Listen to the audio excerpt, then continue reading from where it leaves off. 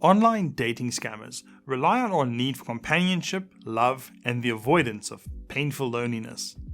Everyone deserves to find someone special, but that doesn't mean you need to be completely uncritical when looking for love online. There are two main types of online dating scammer. The first is motivated by pure profit. The idea is to build a relationship with you and then emotionally manipulate you into parting with your valuables. The second type of scam is more insidious, since most of the time there's no monetary gain. This is known as catfishing and is a form of internet trolling or bullying. The aim is to humiliate or otherwise emotionally harm you as a cruel prank. While catfishing doesn't generally fleece you of money, although it may move in that direction, many of the signs are still shared between both types of online dating scam. Here are some of the most common red flags. First, things move way too fast. The scammer needs to make a profit, which means they're on the clock.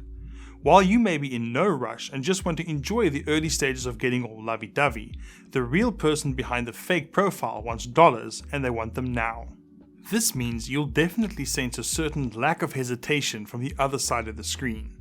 Your online date wants to go from 0 to 60 in no time flat. So if things are getting hot and heavy at an insincere speed, you should definitely take a step back without those rose-tinted love glasses. You need to take control over the pace of the commitment. Ask them detailed questions about their lives. Take a real interest. Let them know you're interested in getting to know them before getting serious. This isn't foolproof. Some online dating scammer outfits are willing to work their marks for months or years, but most are in it for a quick buck, and putting the brakes on makes you unprofitable. Sometimes things just don't add up. Online dating scammers have to build multiple fake online personas. Yes, even the scammer has to play the field. They might tell you that there are no other victims, but the truth is, being an online dating scammer is a bit like being a battery farm chicken. You're stuffed into a box and expected to produce. The good news is that this means most of these fake online profiles are paper thin.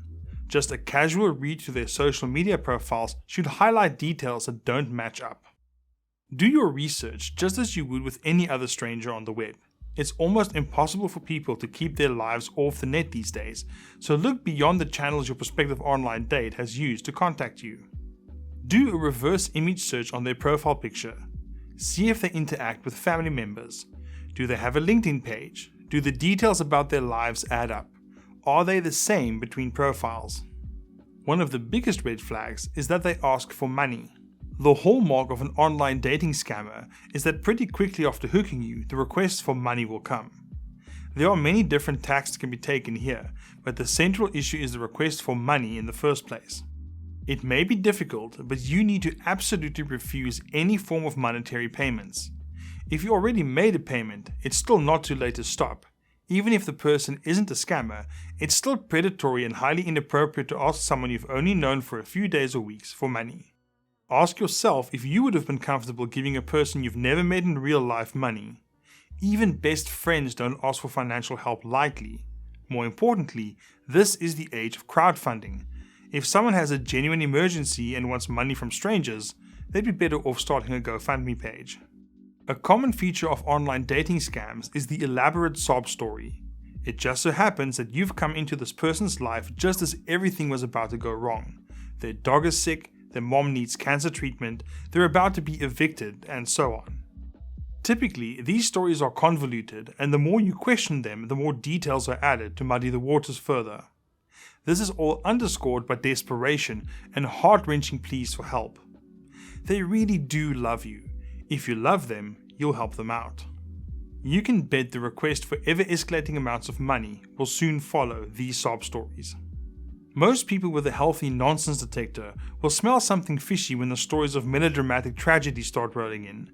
Whether the story is true or not, it's not your responsibility to fix it. You can sympathize, you can offer advice, but never money. It's especially nasty if there's an implication of quid pro quo, but that's a matter for your own moral compass. Scammers always have excuses, and more excuses. You can bet that online dating scammers are no strangers to being interrogated. Most of their marks smell something fishy pretty quickly, so they have a playbook of excuses to string you along for as long as possible. just in order to get a few more dollars, or with catfishing, a few more laughs out of you. Since you're not talking to a real person, anything you ask for that would be trivial for a real person to do is something that they have to avoid. Want to have a video call? They'll find a reason why they can't. Want to fly out to meet them to call their bluff? They probably won't agree unless they've already fleeced enough from you for the scam to end. The scammer wants to keep you at a distance they can control for as long as possible. This makes it easy to hold up the facade. Humans tend to reason emotionally. People in marketing know this, which is why adverts focus on feelings. They want to make you hot under the collar with the sex sell strategy, or make you feel sad and sympathetic so you'll buy a product or donate to a cause. Scammers are using the same playbook as marketers, but they don't even offer something in return for your cash, time, and emotional investment. That's why you should always maintain some degree of distance between yourself and your feelings when it comes to online relationships. Until you're physically present together, the relationship isn't concrete. Plenty of people are finding love online, but you need to be the one hooking a good catch, not the one getting hooked by a criminal. For even more online dating red flags, check out the article linked in the description below. See you next time.